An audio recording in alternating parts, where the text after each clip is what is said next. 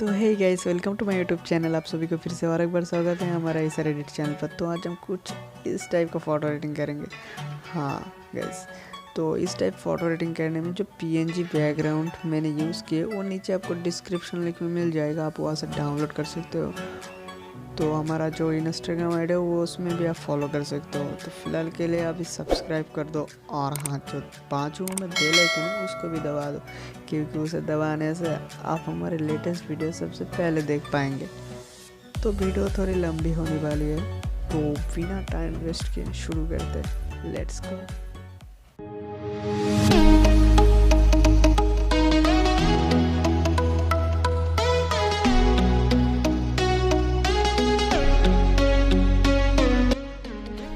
अगर आप PicsArt से अगर आप बैकग्राउंड को इरेज करना चाहते हैं तो इसका ट्यूटोरियल वीडियो मैंने पहले से ही बना के रखा है, तो उसका लिंक मैंने नीचे डिस्क्रिप्शन में दे दिया हो, तो वहाँ से आप देख सकते हो कि अच्छी तरह से देख सकते हो कि कैसे इरेज करना है। तो इस वीडियो में थोड़ा मैंने फास्ट कर दिया है ताकि आपका टाइम भी बच जाए और मेरी भी टाइम बच जाए।